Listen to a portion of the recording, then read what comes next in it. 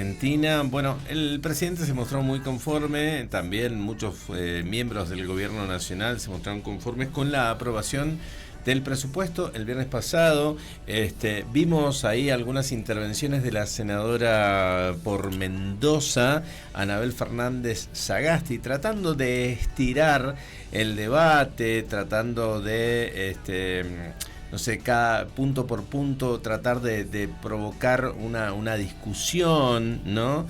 Y bueno, el kirchnerismo perdió como en la guerra, porque los votos de cada artículo en particular fueron en forma mayoritaria hacia lo positivo. Hubo una sola, creo, abstención y hubo 20 y algo de votos negativos, que eran los integrantes precisamente de ese bloque.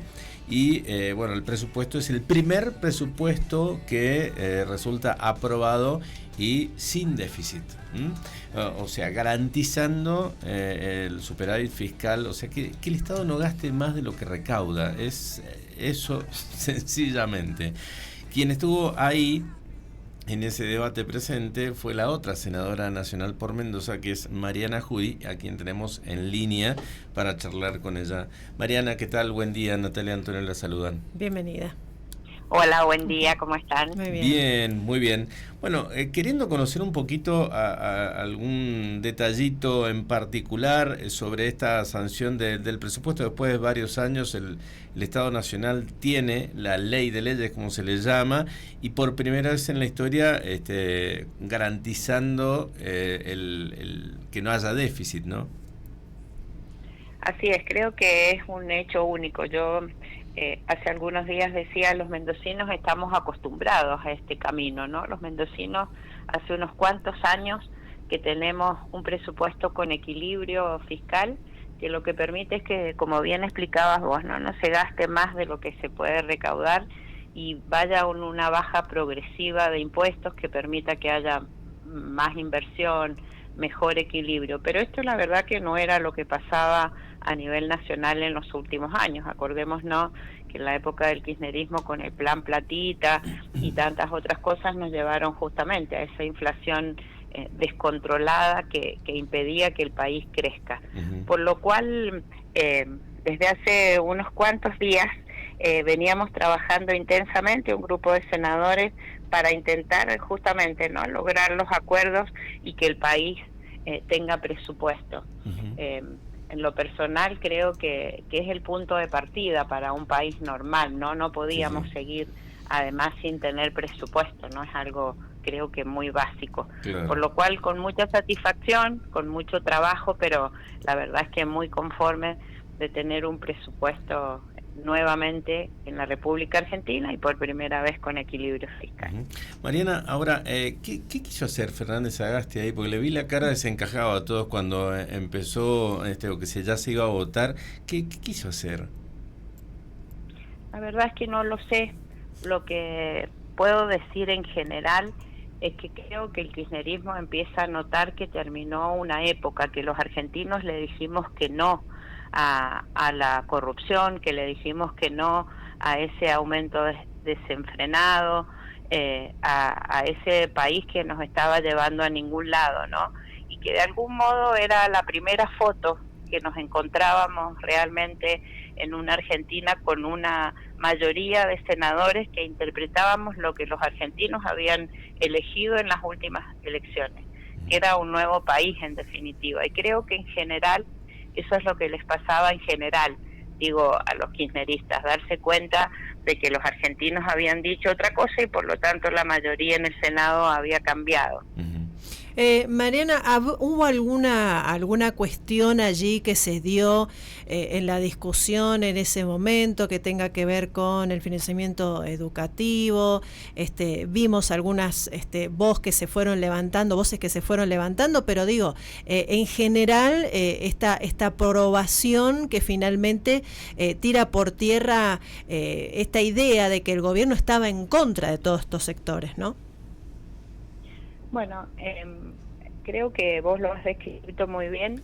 Creo que fue un debate más allá de, por supuesto, las cosas puntuales que decíamos. Fue como siempre una sesión difícil.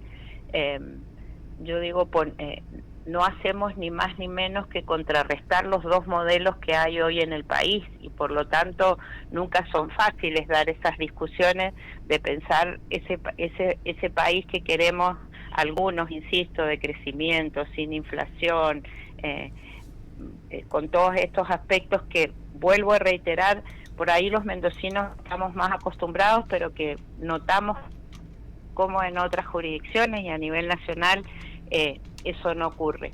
Por supuesto que además hubo puntos donde no todos estábamos de acuerdo en todos los artículos, pero había algo que era por lo que nosotros queríamos trabajar. Cualquier coma que se cambiase de ese presupuesto, y yo creo que en esto hay que ser claro, cualquier coma que nosotros en el Senado cambiásemos de lo que se había aprobado en diputados, el presupuesto no quedaba aprobado, tenía que volver a diputados, con altísimas chances de que fuese rechazado, y por lo tanto el país nuevamente se volvía a quedar sin presupuesto.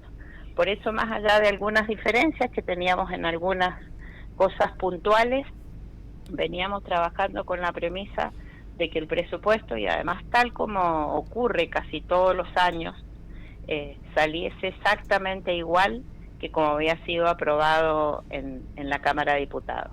Por eso también algunos senadores nos pusimos muy firmes cuando el gobierno nacional intentó incorporar nuevamente la derogación del financiamiento educativo, la derogación de los fondos para los discapacitados, y realmente planteamos con mucha firmeza que no íbamos a acompañar esos artículos y que entonces esto iba a dificultar la aprobación del presupuesto antes del fin de año. Por eso fue un juego, les diría, estratégico de, bueno, aceptar algunas cosas de las cuales por ahí no estábamos del todo de acuerdo, pero aceptar en general que la Argentina tuviese presupuesto. Yo creo que esto le da previsibilidad, a los mercados les muestra claramente que podemos lograr acuerdos mayoritarios en el Senado, por lo cual era fundamental tener presupuesto, y por lo tanto yo estoy muy satisfecha con eso. Con respecto, ¿cómo podemos explicar el tema del financiamiento de las escuelas técnicas? Porque hubo mucho debate sobre eso, no lo terminé nunca de entender.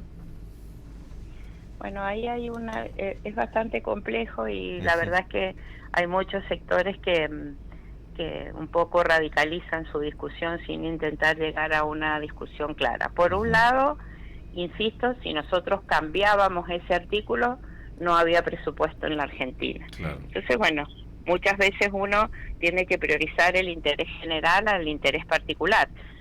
Si ustedes me preguntan si nosotros hubiésemos iniciado la discusión de ese presupuesto, seguramente hubiéramos intentado hacerle algún cambio, pero cuando se inició la discusión, es decir, esto hubiese sido en la Cámara de Diputados tal como lo planteamos.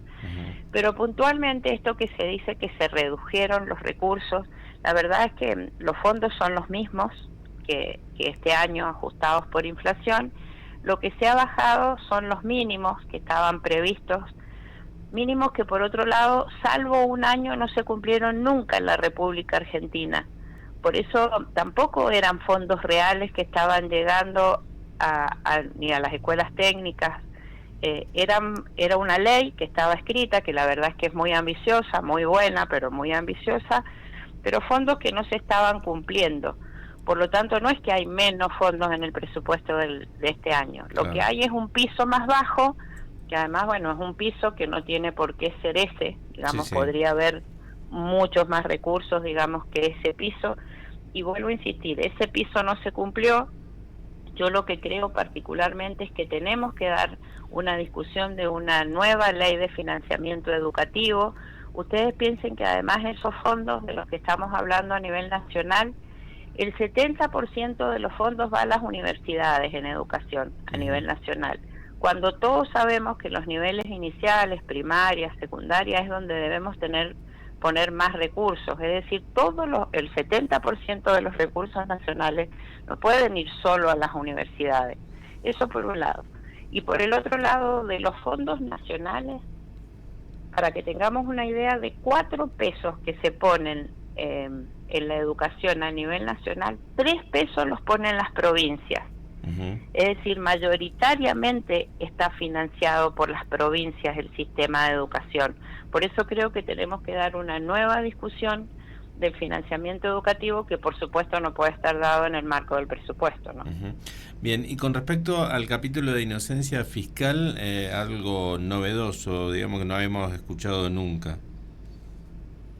Así es una ley, esta es una ley separada de la ley de presupuesto, una ley de inocencia fiscal que todos los economistas recomiendan, sobre todo para este momento de la Argentina, que es un poco sincerar los fondos que los argentinos tienen guardados, y que sería muy importante que a través de estas leyes que van modificar, que se han modificado, puedan ponerlas en el sistema y que haya más recursos para poder producir, porque mayoritariamente yo creo que hay que hacer controles, por supuesto, y así están previstos, y sobre todo porque es hasta un monto determinado, pero los argentinos en general no han guardado los fondos porque han sido todos delincuentes en la Argentina. En general esos fondos han estado mayoritariamente guardados por falta de confianza, y sería muy bueno que los puedan volcar, digamos, al mercado, y que puedan producir, y que se puedan comprar cosas, y que haya más riqueza en la Argentina.